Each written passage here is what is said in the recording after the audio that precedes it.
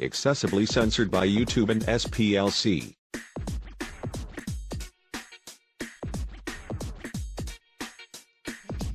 This channel has been known to trigger leftists and trolls alike. Proceed with extreme caution. You have been warned. Police brought in a murder suspect for questioning. They took him into custody after a SWAT situation. In the last 40 minutes, he was arrested, and we just got his mugshot. New at 6, Channel 11's Courtney Brennan joins us live from County Police Headquarters with more details on this breaking investigation. Courtney? Yeah, Lisa, we were the only ones here when Pittsburgh police brought this guy in to be questioned, and we did just confirm with County Police that Tyree Davis will be charged with homicide. Innocent guy. Mama, they lied. That was Tyree Davis proclaiming his innocence as county homicide detectives took him in to be interviewed after Pittsburgh police found him inside a Sheridan home during a SWAT situation this afternoon. County police just told us Davis will be charged with the murder of Juan Green. Green was shot early this morning outside of Becker's Cafe in McKees Rocks. Police say Green and the shooter were inside the bar last night and got into an argument in the parking lot when they left. Only Channel 11 sat down with Green's family this afternoon. We would just like to know why they killed him, and we would like to, for somebody to come forth. I know somebody's seen something. Jawan was a good kid. He didn't really bother nobody. And I did just confirm with County Police that a white sedan they just brought in here and put in the garage as evidence was the getaway car in that alleged murder. Look for more on this story tonight at 11 at 11. And only 11 there as a man accused of murder outside a local bar was arrested after a SWAT situation. You saw this playing out live on Channel 11 News at 5 and 6. And new at 11, Channel 11's Michelle Newell just got new information from police about what led up to this. Michelle? Well, Lisa, I just got this criminal complaint about an hour ago. It details how the suspect and victim were both seen on surveillance video at that bar and how the victim was offended by what a group of men said during an argument that led to that shooting. Not even 24 hours after Juan Green was shot and killed, police arrested and charged Tyree Davis with murder. Innocent guy. On my mama, they lied. Innocent guy. On my mama, they lied. Innocent guy. On my mama, they lied. Shall we find out? Only Channel 11 was there as Davis claimed he was innocent. And this is new video of the suspect's car that you will only see on Channel 11 as it was brought into Allegheny County headquarters. And tonight, this trauma response team is outside of Becker's Cafe where the shooting happened. Right here, we've sensed, I think, surprise and shock. And I don't know that that ever goes away. This trauma response team spent hours tonight talking to neighbors, making sure they are okay. Only Channel 11 spoke to Green's family as they pleaded for the person who killed their loved one to come forward. We would just like to know why they killed him. This trauma response team is thinking of that family tonight. Our hearts break for the families of the victims. Our hearts break for the community. And this criminal complaint also details how the suspect has a very familiar relationship with police, criminal background, and that he's a member of a gang called Greenway Block Killer. He's a member of a gang called Greenway Block Killer. He's a member of a gang called Greenway Block Killers. Reporting live from downtown Pittsburgh, I'm Michelle Newell, Channel 11 News. Breaking news, nigga. Some breaking news. Facts don't care about your feelings. There's something wrong with the black man's mind. There's something wrong with his mind. Nigga, please. Oh, hell no. Fight their asses. Breaking news right now. We've just learned a shooting investigation in Crafton is tied to a second shooting in McKees Rocks today. Channel 11 found a car riddled with bullets on Ridenour Avenue in the last hour. There were children in the car. A victim was pulled from that car, then taken to the hospital, but they aren't sure if that's where the victim was shot. Innocent guy. On my mama, they lied. Innocent guy. On my mama, they lied. Now, police say that investigation is connected to a shooting this afternoon in McKees Rocks on this neighborhood street. Now, police were on Woodward Avenue looking at two cars also covered with bullet holes. Channel 11's Courtney Brennan is live tonight after talking to witnesses of this shooting. Courtney? Yeah, Peggy, another active shooting investigation this evening. People living over there near Woodward and McKees Rocks, they were really frightened. The shooting happened in the middle of the afternoon. It happened right before kids were supposed to come home from school. Now, Channel 11 was there as police converged on the corner of 7th and Woodward and McKees Rocks. We counted at least 9 shell casings on the ground, bullet holes in the door of this Jeep Cherokee, and the front passenger window cracked from gunfire. No one was hurt, but this shooting happened about an hour before kids got out of school and were walking home. This is an attempt to normalize the wearing of hoodies. And I heard at least 7 gunshots and then looked out the window and 4 kids went running through the houses. Hoodies are a deterrent from proper identifying suspects and should be banned. See? And all I heard was bow, bow, bow, bow, bow, bow, and then my stomach dropped, and then he said he's seen, the gunshots, and it's just, we came outside and we seen the casings and everything, and I'm still freaked out. It's too close to home. And tonight, McKees Rocks, Stowe Township, and Allegheny County Police are all investigating. Reporting live, I'm Courtney Brennan for Channel 11. 2 Memphis police officers are off the job tonight as part of an investigation into the department's K-9 unit. WMC Action News 5's Jessica Hawley uncovered the histories of those 2 officers, and she's live with what she uncovered. Jessica. Today we learned that both of those officers have been with the Memphis Police Department since the 90s. We went through their personnel files this afternoon and found that there are suspensions and reprimands sprinkled in with letters of praise.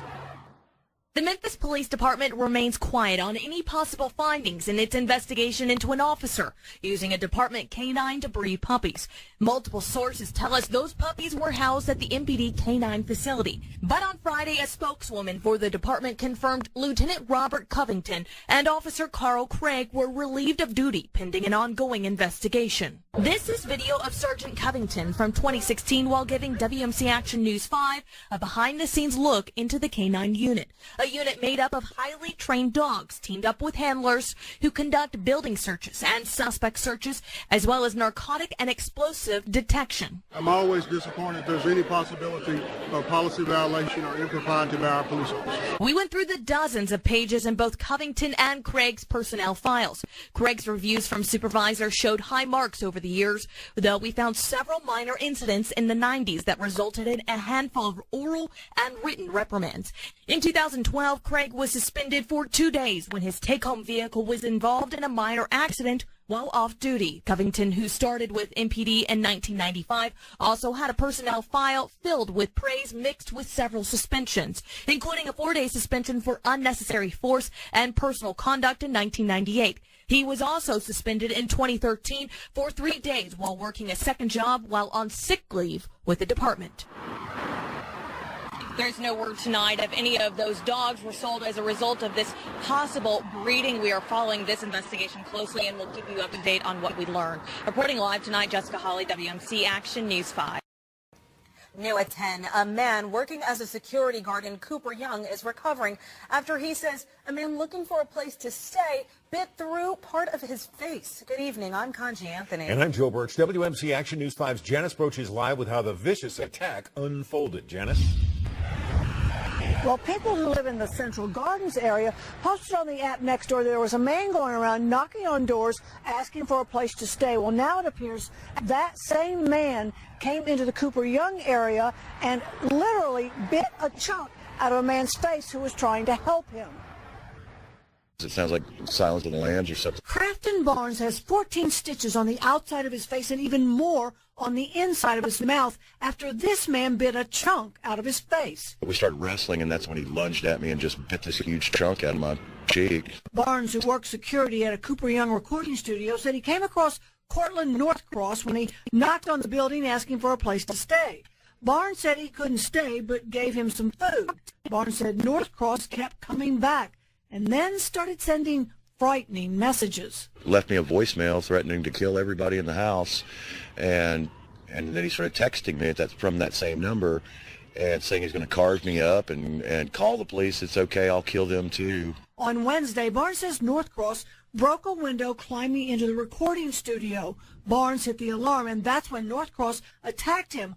Barnes managed to get outside. The cops pulled up, and he just sat there. And he said, I did it, take me to jail. Barnes says police found part of his cheek on the floor. Crafton Barnes says Cortland Northcross appears docile when you first meet him. I think he's extremely dangerous, and I think it's like in a passive-aggressive way, like you wouldn't see it coming.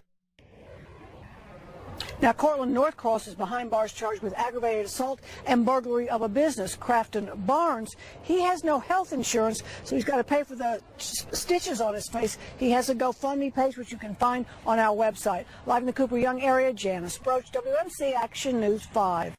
Tonight, another Memphis business owner, or other Memphis business owners, have come forward accusing a woman charged with identity theft of ripping them off for thousands of dollars. WMC Action News 5's Joyce Peterson is live with how a local family also says that they were taken advantage of. Joyce. Kanji, after our first story about Pia Sims aired on Wednesday, the phone lines lit up in the newsroom. Calls from multiple people who say they, too, are victims of Pia Sims' tactics. Inside Happy Appliances on Mill Branch, top of line. She was getting top of line. A not-so-happy store owner, Yahaya Mbayu. A woman named Heidi Jefferson, he says, duped him out of $14,000 worth of appliances. Terrible.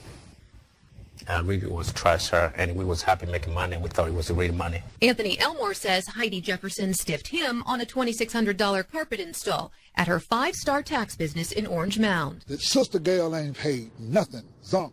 Zero, negative. Both men filed Memphis police reports, and both found out Heidi was Pia Sims, a woman already facing ID theft and forgery charges. I'll never forget her face. Diane Alexander knows Pia Sims as Tiffany, a woman she says she trusted to do her son Devontae's taxes. I want you to put him up under your wings and file him, take care of him every year.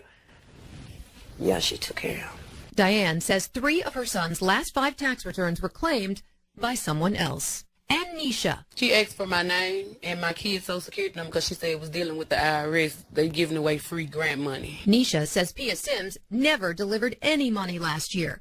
This year, Nisha says her tax return was stolen. I tried to file my taxes on the 15th and the taxes was already filed on the 6th. By phone, Pia Sims denied all accusations. I don't have to steal anybody's identity.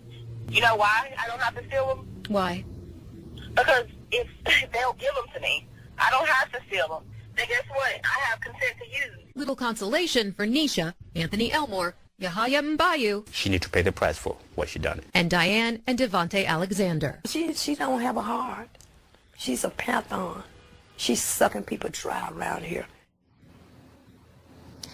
The Shelby County District Attorney's Office says Pia Sims' next court date is April 3rd. She's accused of using someone else's name to buy more than $10,000 worth of furniture. She has another court date the next day, April 4th, in a separate case where she is accused of using someone else's name to rent an apartment. Sims denies the charges.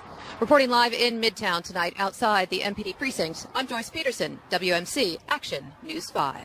What was supposed to be a peaceful protest for the left's anti-gun agenda turned into havoc and chaos when a large-scale black teen mob was caught shopping while black. And at the store. Simeon High School did this shit. Oh yeah, y'all about to make Simeon go viral today. Look at this. Look at this.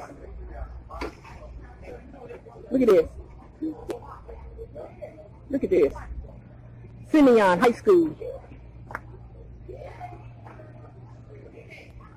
All you parents need to get together. This is what you kids do. This is what you kids, your children do. I am fucking pissed.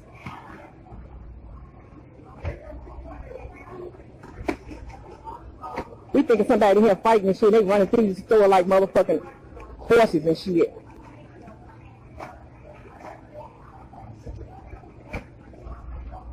Here's my return.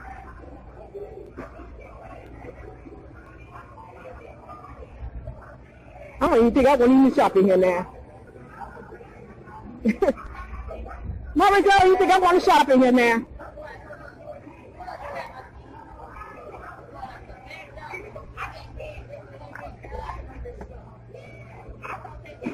I thought that was fighting too. We running and shit. Yeah.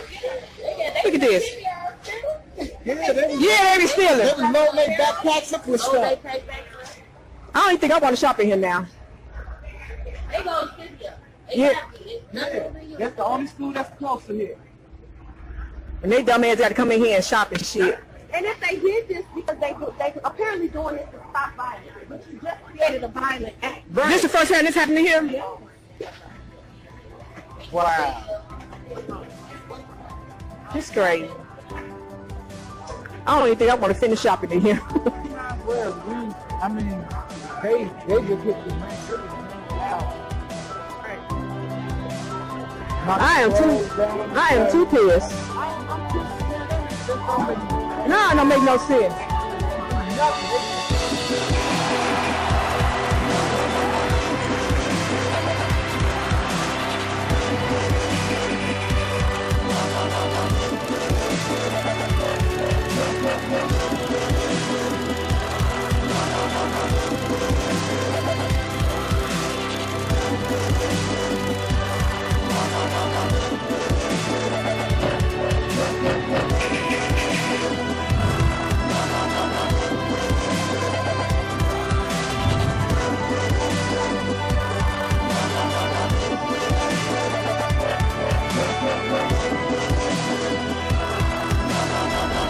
And as always, thank you for watching. If you like this video, please consider subscribing. Also follow us on the usual media for more interesting information like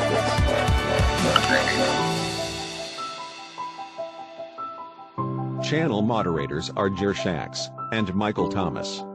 Thanks for your diligence and dedication.